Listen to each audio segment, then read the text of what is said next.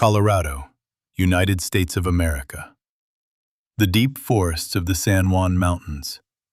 On September 14, 2017, 24-year-old photographer Carlos Morris went on a solo hike in the wilderness and disappeared without a trace. Rescue teams found only his torn jacket and an abandoned camera on the edge of a deep abyss. The case was closed, officially declaring the boy dead. But exactly 6 years later, two hunters would accidentally stumble upon a hidden wooden hut in an isolated canyon. Inside, they find Carlos, exhausted, graying, and alive. However, the joy of rescue will instantly disappear when the boy looks up at them with a wild, unblinking gaze, and an unnatural, eerie smile slowly stretches across his face. What actually happened to him during those 6 years in complete isolation would turn out to be much worse than death. Chapter 1. The morning of September 14, 2017, was deceptively clear and crisp. In Colorado, where weather conditions can change in a matter of minutes, sunny days like this often lull travelers into a state of vigilance. 24-year-old Carlos Morris, according to his friends and family, was just that, an extremely enthusiastic but always prudent hiker who carefully planned his multi-day itineraries. On that fateful morning, he left his rented SUV in an empty gravel parking lot at the very beginning of the Vallecito Creek Trail. This winding trail led deep into the rugged, completely untouched wilderness of the Weminuche Wilderness Forest. According to the testimony of a waitress at the local Copper Creek Diner in Durango, Carlos stopped by for a hearty breakfast before heading out to the woods. The woman later told police detectives during an official interrogation that the young man was in a good mood. He laid out a large topographic map on the table and was very eager to share his plans for the next 3 days. Carlos was looking for solitude from the city noise, to take a series of landscape photos from the most remote mountain passes where ordinary tourists rarely reach. The waitress recalled how he joked about his heavy backpack with professional photography equipment, assuring her that he was willing to endure any inconvenience of a cold night's sleep for the sake of a perfect shot. After paying in cash and leaving a tip, he left the cafe. That was the last time Carlos Morris was seen in the civilized world, alive and well. The first day of the arduous hike, judging by the data that investigators later tried to recover, went exactly as planned. But on the second day, the Colorado mountains showed their true, ruthless nature. According to the official meteorological reports of the Forest Service, the air temperature dropped catastrophically in the afternoon.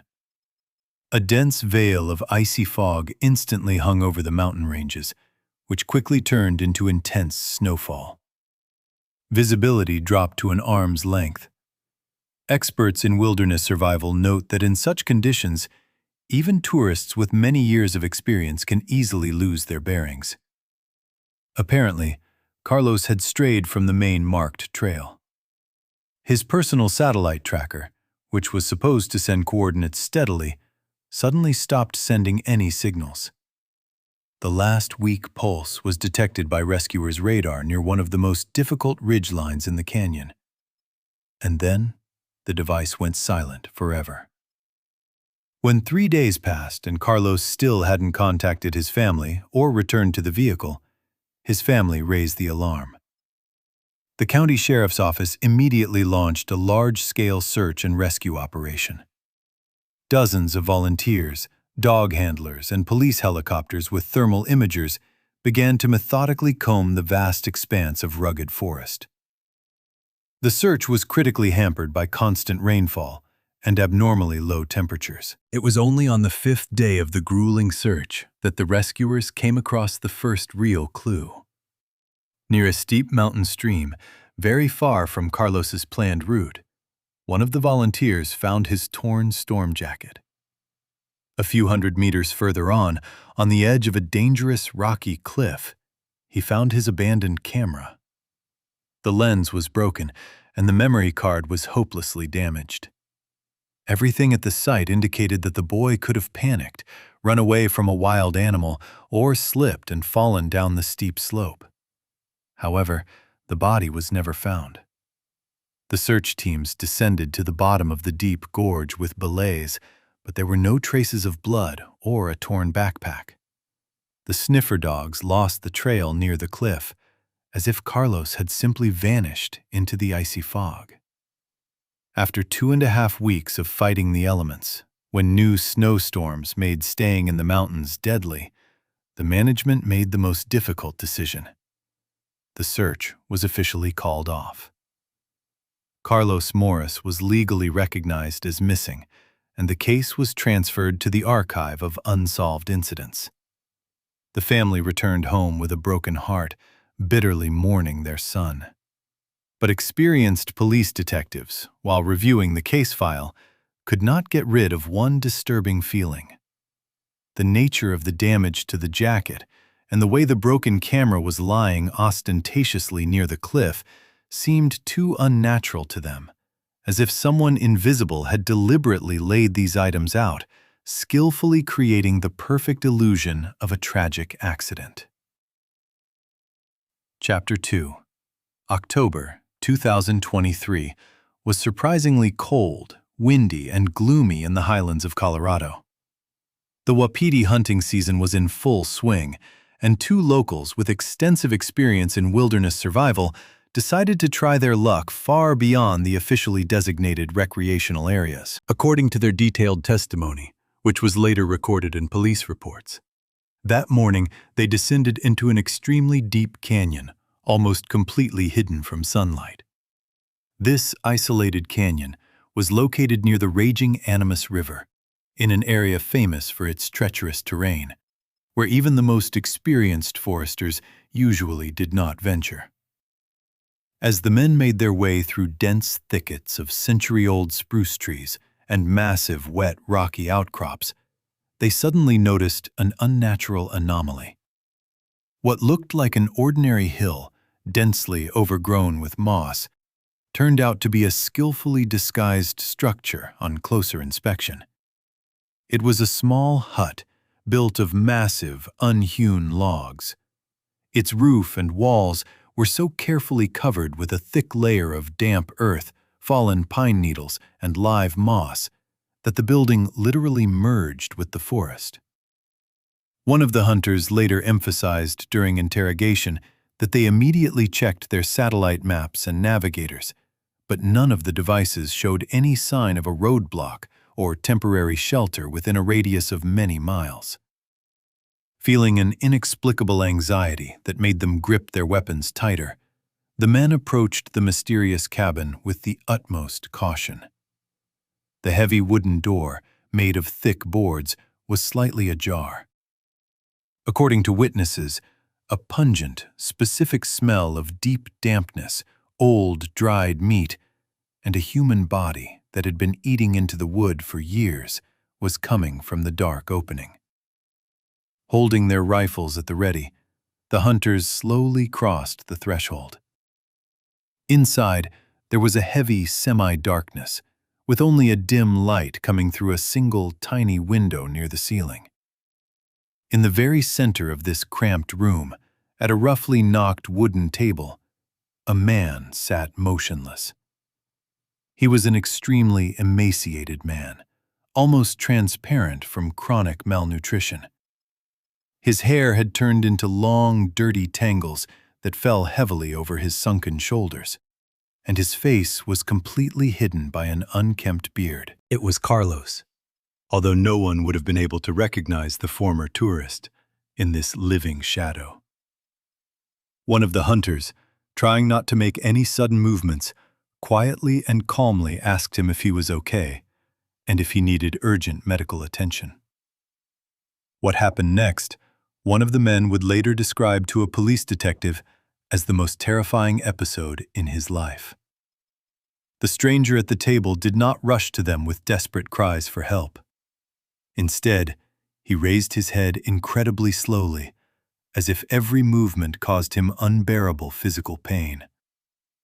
The hunters froze in place, meeting his gaze.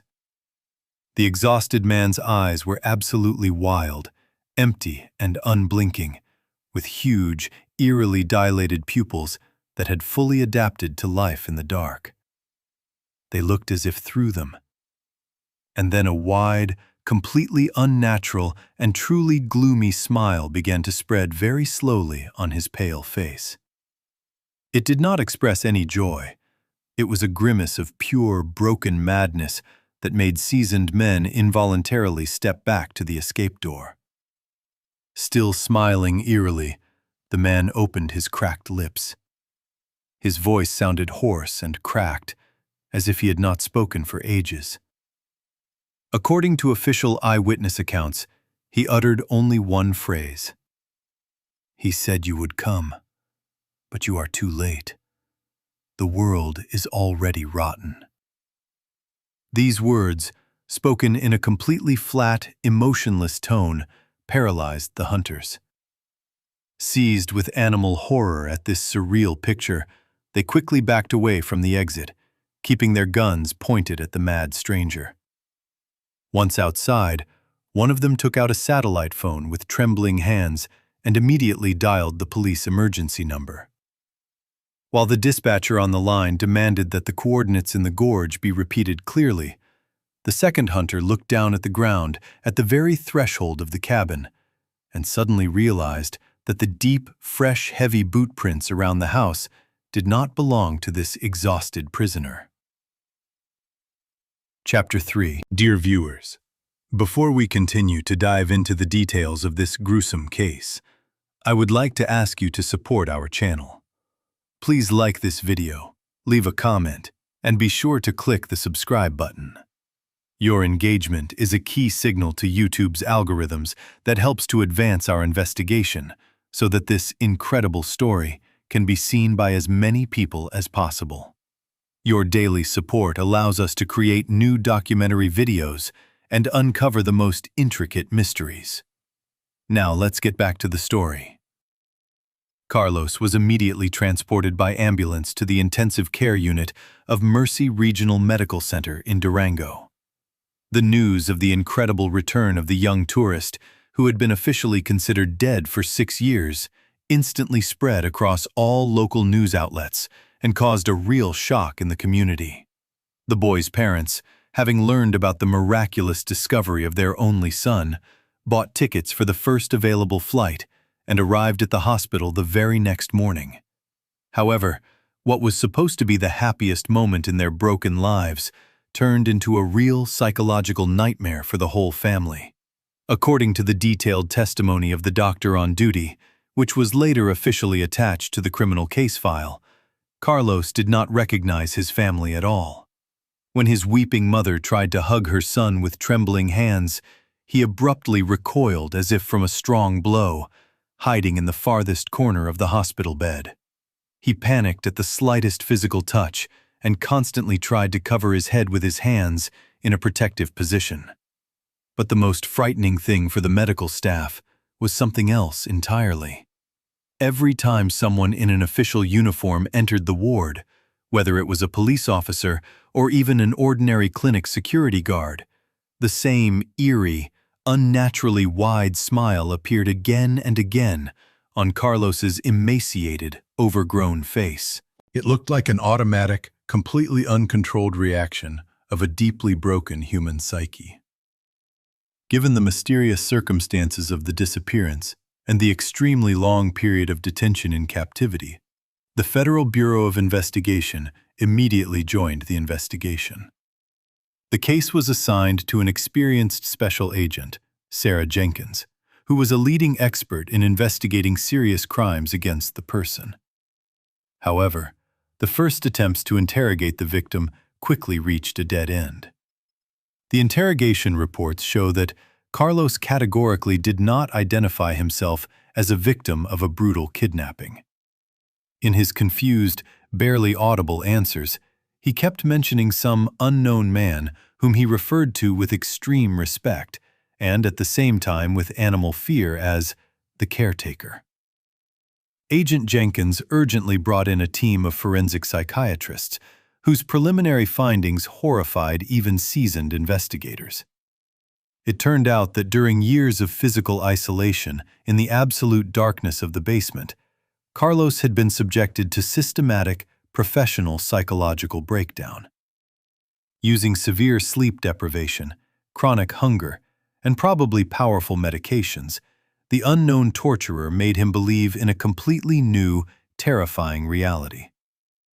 Carlos was sincerely convinced that in the fall of 2017, a global nuclear war broke out in the world, and the surface of the Earth became a deadly radioactive wasteland.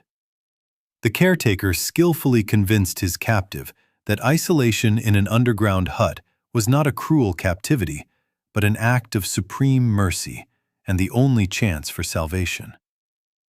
In the course of further, incredibly difficult conversations with psychotherapists, the true nature of that terrible smile that frightened everyone around him became clear. It had absolutely nothing to do with joy or loss of mind in the classical medical sense. It was a deep-seated, conditioned reflex developed over years of inhuman, paralyzing fear. As documented in the report of the chief psychiatrist, the caretaker systematically inflicted severe physical pain on Carlos. And to avoid even worse punishment, the boy had to force himself to smile through unbearable suffering. The perpetrator forced him to demonstrate his boundless gratitude for being left alive in such a perverse way. Anyone in a position of power or authority now triggered Carlos's instinctive, overwhelming need to defend himself with that horrifying smile mask. The case was taking a darker and more dangerous turn. Agent Jenkins clearly realized that they were dealing not just with a forest hermit or an ordinary criminal, but with an incredibly calculating, highly methodical sadist who was perfectly versed in subtle methods of controlling human consciousness. While the best doctors fought desperately for the remnants of Carlos's sanity, FBI investigators tried to carefully extract from his fragmented memory at least some small clues about the appearance, habits, or true identity of the caretaker. But the boy remained silent, panicked that his savior-torturer was still in control of the world and would hear his every word of betrayal. Realizing that direct questions to the victim were not yielding any results, Jenkins made an unconventional decision. She locked herself in her office and requested full access to all the original paper files and photographs from the 6-year-old search operation. She began to spend hours scrutinizing the old photos of the boy's belongings that had been found. And suddenly, in the middle of the night, carefully examining a macro photo of a torn jacket and a broken camera near the same mountain cliff, the experienced detective noticed one glaring, impossible inconsistency that instantly completely negated the entire official version of the previous investigation. Chapter 4. Special Agent Sarah Jenkins of the Federal Bureau of Investigation spent several sleepless nights leaning over yellowed pages of archival materials and photographs from the search site in 2017. Carefully studying topographical maps of the area and wind directions recorded by the Meteorological Service, she came to a conclusion that radically changed the entire investigation. According to her official report, the storm jacket and the broken camera found at the time could not have physically ended up on that cliff naturally. Consultations with experts in search and rescue operations confirmed her worst fears. The items had been placed with surgical precision. The unknown perpetrator had deliberately created a false trail, using the victim's clothing to lead search dogs astray and direct their attention to the dangerous cliff. This cunning maneuver had only one goal: to convince the police that the victim had been in a tragic accident, and to force the local sheriff to close the case as quickly as possible. After obtaining a warrant for a full-scale search, a reinforced team of forensic scientists and federal agents traveled to the same isolated canyon where the hunters had discovered the cabin. What looked like a primitive forest hermit's shelter from afar turned out to be a real engineering nightmare upon detailed professional inspection. In the reports of the scene inspection, this structure appears as nothing more than a carefully designed prison for total brainwashing.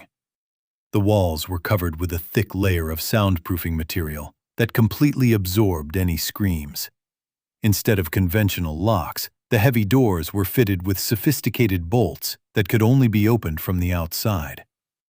The window under the ceiling had a special flap that allowed the torturer to fully control the level of light, plunging the prisoner into absolute darkness for many months. Everything in this room was designed to break the human will, to deprive the victim of the sense of time and space.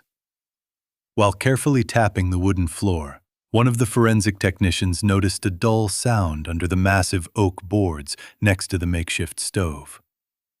Opening the cache, the investigators found a metal box whose contents made even the most experienced police veterans shudder. Inside were several thick, leather-bound notebooks. These were detailed, methodical diaries of the unknown caretaker.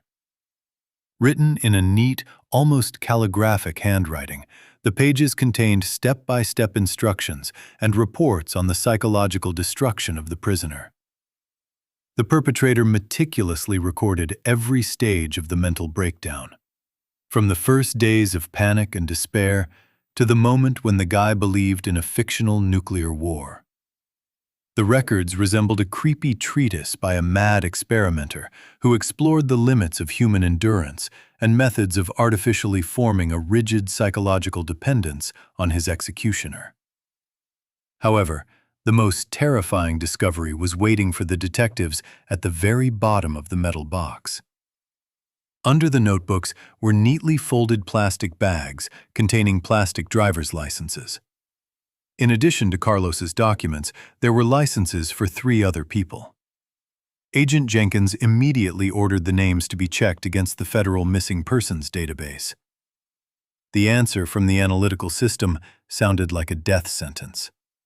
All 3 were young hikers who had disappeared without a trace in the Colorado mountains in different years, long before the last victim disappeared. This gruesome detail shed light on the horrifying truth that Carlos was not the first toy of this serial killer. But for some reason, whether due to his phenomenal inner resilience or his tormentor's perverse affection, he was the only one who was able to survive these hellish experiments. The previous prisoners apparently did not survive the torture, and their bodies remained hidden somewhere in these woods forever. The caretaker himself seemed to have dissolved into the cold mountain air.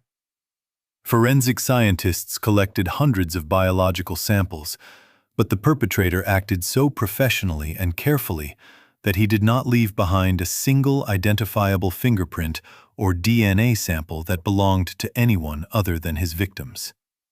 He had thoroughly washed all surfaces and destroyed his traces, knowing full well that the hut would be found sooner or later. As the police team packed up the evidence, Agent Jenkins opened the first notebook with the maniac's diaries once again. She stared long and hard at the perfectly straight letters, trying to understand the psychological profile of this invisible monster. Suddenly, her gaze was fixed on the specific slant of the letters and the extremely distinctive signature at the bottom of one of the yellowed pages. Her breath caught in her throat, and her heart beat rapidly as she realized with horror the incredible thing. She had seen the exact same handwriting just a few hours ago on one of the official reports from the archives of the very first search operation. Chapter 5. A few weeks after his release from captivity, the medical board made the only right decision at the time. Carlos Morris had to be immediately transferred to a specialized, closed facility. The choice predictably fell on Oakwood Behavioral Clinic, an elite psychiatric hospital with the highest level of security, safely hidden from the prying eyes of the press and camera lenses. According to confidential medical reports, which were presented much later during the court hearings, the young man's physical condition gradually stabilized. His exhausted body was slowly recovering, but his deeply split and traumatized psyche required enormous, extremely careful work by the best specialists. The clinic's head physician described this unusual patient in his daily notes as a person hopelessly stuck between two parallel dimensions. Carlos continued to listen maniacally to the slightest incomprehensible rustle in the corridors, was panicked by the bright artificial light of the lamps, and could sit motionless for hours in the darkest corner of his comfortable ward, tightly gripping his knees with trembling hands. During long, extremely grueling sessions of cognitive behavioral therapy, experienced doctors managed to partially break through the deaf, concrete wall of his psychological defense mechanisms. From Carlos's fragmentary, animalistic stories, which were carefully recorded on the digital recorder of the psychiatrist on duty, the Federal Bureau of Investigation investigators were finally able to draw a terrible, bloody picture of his first and only rebellion against his tormentor. The young man recalled how, sometime at the end of the first year of his unbearable imprisonment, he managed to loosen an old rusty nail in a wooden door jamb. Taking advantage of his warden's rare inattention, he desperately broke free. The transcript of his police interrogation documents in detail his terrifying memories of running blindly through the night, densely snow-covered forest, mercilessly tearing his bare feet and face on sharp pine branches. At the time, he thought he had escaped, that freedom was very close.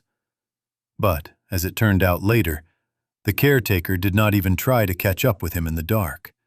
Instead, this cold sadist just waited. Carlos, running at full speed, fell into a massive hunting trap that had been set in advance, which shattered his ankle. According to the psychotherapist's testimony, it was at that fateful moment, when the caretaker approached the bloody, helpless young man in complete silence and dragged him back to the dark underground pit in the snow, that Carlos's mind finally gave up. Any hope of rescue was forever destroyed by the unbearable physical pain and absolute domination of the maniac. However, the most difficult and painful stage of rehabilitation at the Oakwood Clinic was not the treatment of old wounds, but the forced return of the patient to objective reality. The medical staff gradually began to show Carlos fresh newspapers, turn on TV news, and encourage him to look out of the large window at the busy highway in the distance, very carefully dosing the information. At first, the boy reacted to all of these things with an extremely aggressive distrust.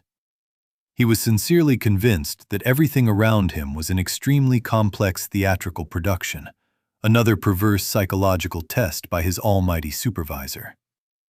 But with each new day he lived, seeing with his own eyes ordinary living people on the street, passenger planes in the high sky, and flowering trees behind armored glass, the illusion of global apocalypse began to inevitably crumble. As one of the nurses on duty tearfully recalled in a detailed interview for a popular crime podcast, one late night Carlos simply fell to the perfectly clean floor of his ward and sobbed uncontrollably. It wasn't a cry of long-awaited relief, but a heartbreaking cry of pure existential pain. At that moment, he finally realized the blatant truth. No radiation ever existed. The world did not burn in flames, and all those long years of his only youth were simply brutally stolen for the sadistic amusement of one unknown monster. The normal life of other people just went on as normal, while he slowly rotted alive in a dank dungeon. Even though the thick veil of lies finally fell from his eyes, the invisible psychological shackles proved to be much stronger than any real iron chains. Special federal agents repeatedly came to the clinic, desperate to learn the name of the ruthless kidnapper. They laid out hundreds of photos of local residents, former foresters and hunters in front of the patient. But every time the conversation turned to the identity of the caretaker, Carlos was instantly seized with paralyzing panic. The agent's confidential reports detail that at such moments, The patient would start to pant heavily. His heart rate would jump to critical levels, and the same eerie grimace of a dead, completely lifeless smile would appear on his emaciated face. According to the chief physician who was present during the interrogations, Carlos was constantly whispering to the interrogators to stop the questioning immediately. He was deeply convinced that the caretaker was not just an ordinary person, but an omnipresent entity that invisibly had its eyes and ears absolutely everywhere, even within these securely guarded hospital walls. The guy was afraid to betray his former executioner, sincerely believing that the bloody retribution for even one spoken name would be much worse than death itself. His constant expectation of an attack seemed to the doctors to be a natural consequence of an extremely deep trauma. The medical staff continued to gently but insistently assure their special patient of absolute safety. The vast hospital grounds were patrolled around the clock by trained armed guards, and all the CCTV cameras were working without any blind spots. However, one unusually gloomy, rainy morning, when Carlos, accompanied by an orderly, returned to his room after the mandatory group art therapy session, his eyes were instantly and firmly drawn to the wide windowsill. There, perfectly in the center, on the white plastic, was a small, extremely skillfully carved figure of a wild wolf from a piece of old pine bark. According to later internal investigations and police reports, no staff member had brought this strange object to the patient's room, and the CCTV cameras in the long corridor, for some unknown technical reason, recorded only a few short seconds of static at night. Seeing this terrible discovery, Carlos instantly stopped breathing, because he remembered too well, to the smallest detail, who had carved exactly the same figures with his old hunting knife during those long, dark evenings in the forest cabin.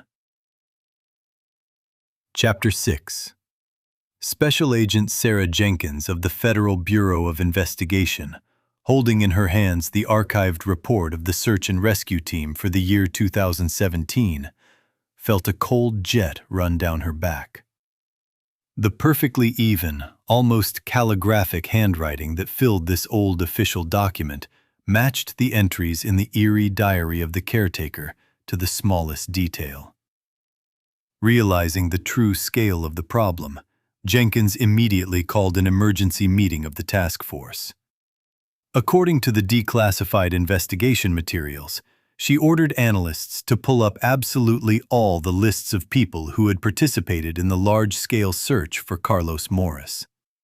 She ordered special attention to be paid to civilian volunteers and local survival experts who were actively helping the police comb the forest. The detective's logic was impeccable, and yet terrifying in its cold-blooded simplicity. The criminal who had so skillfully thrown the torn jacket and camera to the edge of the dangerous cliff must have known all the internal protocols of the rescuers' work perfectly.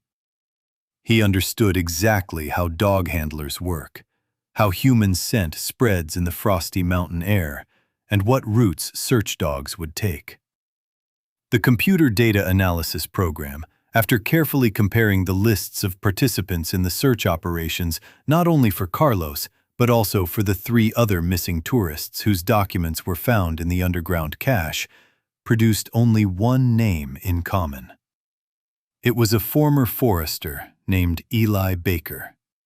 According to official records from his former place of service, Eli Baker had worked for many years as a senior ranger in the National Forest. He knew every rock, every hidden cave, and every dangerous trail in these rugged mountains far better than any state-of-the-art topographic map.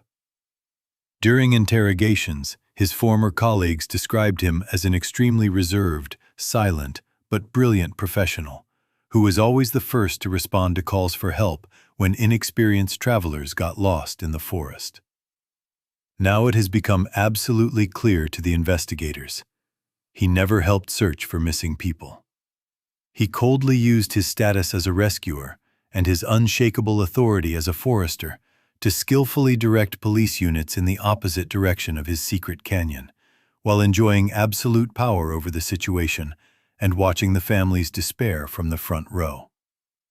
Realizing that they had finally identified one of the most dangerous serial killers in Colorado's history, the Bureau's leadership immediately authorized a large-scale operation.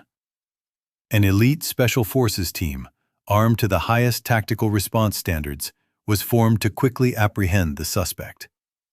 According to the plan of the assault, a convoy of heavy armored vehicles without sirens and flashing lights went to Eli Baker's private farm, which was located on the deep, isolated outskirts of the mining town of Silverton. Investigators expected to encounter stiff, armed resistance, given the suspect's survival skills and vast experience. However, the reality they encountered upon arrival was far more disappointing and ominous. When the armed SWAT team, hiding behind ballistic shields, approached the farm, they saw neither a solid house nor wooden outbuildings. All they could see was a giant black ash pile, with thick columns of acrid gray smoke still slowly rising above it. The big house was burned to the very stone foundation. The commander of the tactical group immediately called fire experts and forensic scientists, but even the naked eye could see that this large-scale fire was not a tragic accident. As the chief arson investigator later noted in his official report, the perpetrator had used a huge amount of chemical combustion accelerants, deliberately spilling them in every room to make the flames reach maximum temperatures that could permanently destroy even bone remains. Baker proved to be an incredibly cold-blooded and calculating player. When he learned from local news reports that his secret hideout had been found and his captive taken to the city hospital, he instantly realized that the police ring was steadily tightening around his neck. Instead of panicking or trying to immediately hide in the woods, he methodically and ruthlessly destroyed the only place that could directly link him to the other terrible crimes. The devastating fire safely consumed all of his gruesome trophies, possible torture instruments, and, most importantly, any biological samples or DNA from previous victims who had not survived his cruel experiments. He had turned his horrific past into a pile of hot ashes, and he had quietly disappeared into the thick morning twilight without a trace. But the most disturbing thing for the detectives was something else entirely. Specialists from the FBI's Behavioral Analysis Unit, having carefully studied Baker's psychological profile, came to an unequivocal and very frightening conclusion. This man had no intention of fleeing anywhere, leaving his home state, or hiding from justice forever. His twisted, deeply sadistic psyche perceived Carlos not just as a victim who was miraculously lucky to escape. He sincerely considered the broken boy to be his greatest creation, his absolute and inseparable property, in which he had invested 6 whole years of unremitting labor. Agent Jenkins, standing silently in the middle of the burned farm, suddenly noticed the only object that had miraculously survived the fire. On a large, flat stone by the roadside lay a skillfully carved wooden figure of a wild wolf, and beneath it, the wind was slightly moving a page of a neatly folded fresh newspaper with a large photograph of the closed Oakwood Psychiatric Clinic.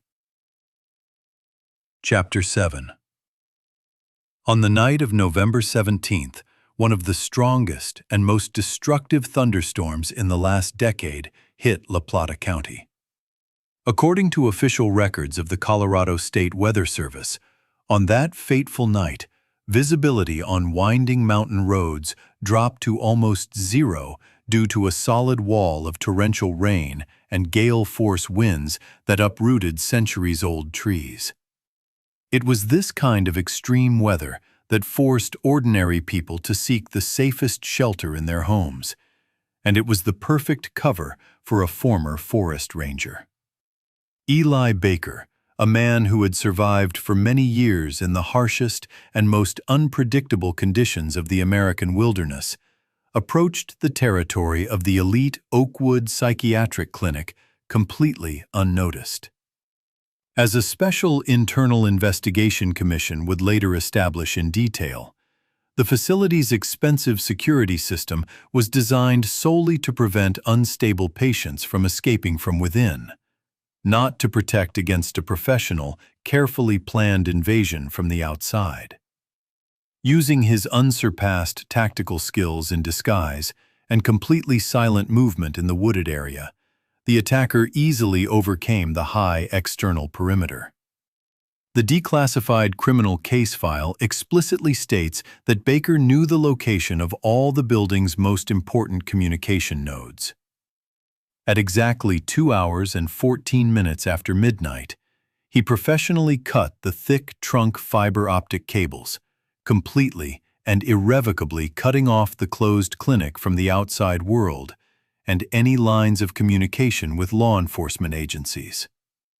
Immediately afterwards, he intentionally and irreversibly disabled the powerful backup diesel generator. The huge multi-story hospital building was instantly plunged into pitch black, frightening darkness, which was only occasionally illuminated by sharp, cold flashes of lightning outside the windows. In the face of a sudden and complete power outage, the heavy, automatic electronic locks on the ward doors switched to emergency mode, removing the lock to prevent people from being trapped in the event of a fire. Based on the sworn testimony of the senior nurse on duty, who was on another floor at the time and panicked and tried in vain to reach the central control room via a dead phone, absolute chaos reigned in the dark corridors. But Baker acted with frightening, blood-curdling precision in this confusion. He slid through the darkness almost silently, like a shadow, until he was in front of the right door. When he crossed the threshold of Carlos Morris's room, there was absolutely no mystical or supernatural scene. As leading forensic psychologists and hostage behavior experts would later explain in court, the emaciated young man's reaction was a classic, crystal-clear manifestation of paralyzing animal fear and the deepest syndrome of learned helplessness. When Carlos saw the massive silhouette of his tormentor, illuminated for a split second by a brief flash of thunder behind the armored glass, he did not scream or try to press the panic button by his bedside. Long years of brutal, methodical psychological training in the dank dungeon had instantly taken precedence over months of careful and complex medical rehabilitation. His body instantly became numb, his breathing became erratic, and his traumatized mind completely surrendered to the dominant figure of the caretaker. Federal Bureau of Investigation investigators would later piece together the details of this gruesome dialogue, based on the victim's fragmented, horrified memories. Baker did not use brute force or tie him up. Instead, he used the most powerful weapon in his sadistic arsenal, proven over the years: the brutal manipulation of guilt. The intruder whispered quietly, but very harshly, to Carlos that if he did not get out of bed right now and follow him voluntarily, he would immediately kill the very kind young nurse who brought him trays of food every day and tried to talk to him, and then methodically destroy absolutely everyone else in the dark building. For Carlos's fractured psyche, this was not an empty threat from a madman. He absolutely sincerely believed that the caretaker was capable of any monstrous act. Broken by the unbearable burden of responsibility for other people's innocent lives and paralyzing fear of imminent punishment, Carlos obediently got out of bed. He was once again a weak-willed, broken puppet in the tenacious hands of his cruel puppeteer. The two dark figures moved silently down the long, darkened hospital corridor toward the western emergency exit. It was there, according to the recordings from the only surviving autonomous video recorders of the security service, that they were spotted by the security officer on duty. The guard, seeing a tall stranger next to a particularly important patient, instinctively reached for his portable radio to raise a general alarm throughout the building. Baker's reaction was lightning fast. He pulled out a large-caliber pistol from under his storm jacket and pointed it in cold blood directly at the employee. At that very second, a terrible, inescapable psychological trigger went off in Carlos's head. The young man was terrified to the point of painful stomach cramps of the deafening sound of the gunshot and the uncontrollable, destructive anger that always followed any disobedience to the will of the caretaker in the basement. Acting solely on his deeply ingrained animal reflexes, Carlos desperately rushed forward. He pushed the confused guard with all his strength onto the slippery linoleum, tore a heavy metal fire extinguisher off the wall, and delivered a crushing blow to silence the man forever and not provoke Baker. Forensic psychiatrists would later emphasize this chilling fact in their multi-page reports. Carlos did not do this out of blind loyalty to his captor. It was a desperate, panicked attempt to prevent further escalation at any cost. Absolute, unwilling obedience to the iron rule drilled into his brain. The caretaker is always right, and any attempts at resistance will only lead to even greater, unbearable suffering for everyone around him. Leaving the stunned guard lying on the floor, Baker and his victim left the elite clinic without being hindered. They disappeared without a trace in the dense veil of the incessantly pouring rain, easily stealing an ambulance parked at the back door, the keys to which were always kept in the ignition to ensure emergency transport. When the first police patrol crews arrived at the completely blacked-out Oakwood building after a long half-hour, struggling through the storm and downed trees, they found only panicked staff, a seriously injured security guard in the hallway, and a completely empty bed in Carlos Morris's room. Special Agent Sarah Jenkins, who arrived at the scene a little later, gloomily stared at the broken glass of the firewall, realizing that the monster had slipped away again. At that very moment, the radio on her shoulder abruptly came to life through the strong radio interference. The dispatcher told the agent in an agitated, broken voice that the hidden tracker on the stolen white medical van had suddenly given a short but clear signal, and the coordinates that had just appeared on the police monitors led to where Jenkins least expected to see them. Chapter 8. The final act of this long-running tragedy unfolded on the snow-covered slopes of Red Mountain Pass, where an abandoned gold mine called the Dead Lode lurked among the sharp rocks. According to the official reports of the task force, it was here that Eli Baker drove the stolen medical van, hoping that the abandoned adits would be an ideal outpost for him. That night, it was as if Colorado nature was trying to hide the crime under a thick veil. A powerful alpine blizzard began, turning visibility into a solid white haze. The wind was so strong that the sounds of radio conversations were drowned in its roar, and icy crumbs hurt the faces of the Special Forces soldiers who were methodically surrounding the entrance to the mine. Baker, armed with a long-range hunting carbine, took up a position behind massive wooden supports at the very mouth of the adit. As the cameras on the operatives' helmets captured, he held Carlos Morris directly beside him, forcing him to stand at full height as a human shield. Witnesses from the Tactical Response Unit later noted in the protocols that Carlos looked completely absent. His figure seemed like an inanimate puppet that mechanically carried out every order of the caretaker. The situation was at a standstill. Any attempt to storm the building in the face of high winds and a threat to the hostage's life could lead to inevitable casualties. It was then that Detective Sarah Jenkins made what would later be called the riskiest episode of her career. She put away her service weapon, removed her bulletproof vest, and slowly walked out into the open space in front of the mine, her arms raised in the air, her figure barely visible through the wall of snow. Jenkins began to shout, trying to block out the roar of the blizzard, but her words were addressed exclusively to Carlos. She was not demanding that Baker surrender.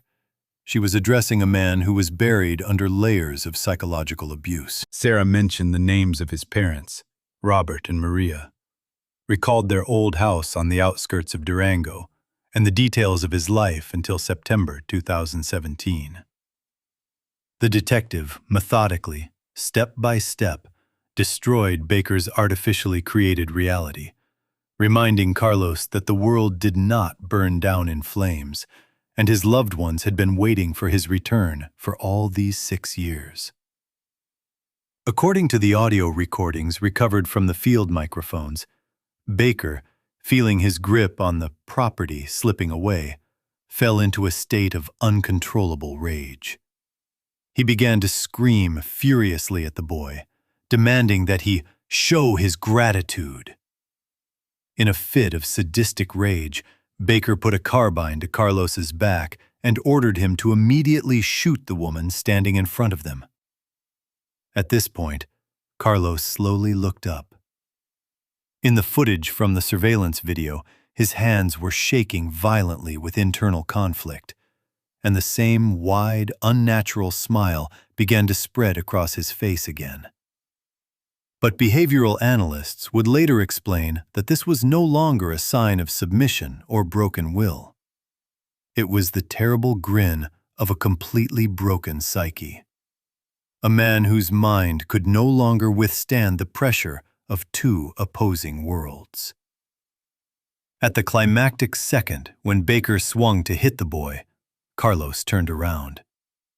Instead of following the order and shooting the detective, he directed all the hatred he had accumulated over 6 years at his tormentor. A single shot was fired, drowning out even the roar of the wind for a moment. Carlos shot Baker, breaking the metal chains of his learned helplessness forever.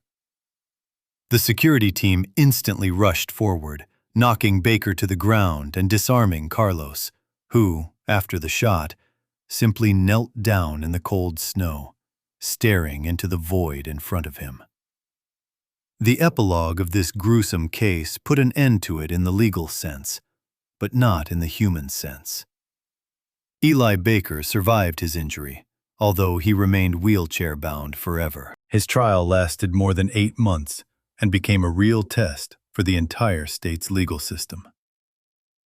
Based on the manipulation diaries found in the underground hideout and the testimony of numerous experts, Baker was sentenced to multiple life sentences without the possibility of any early release.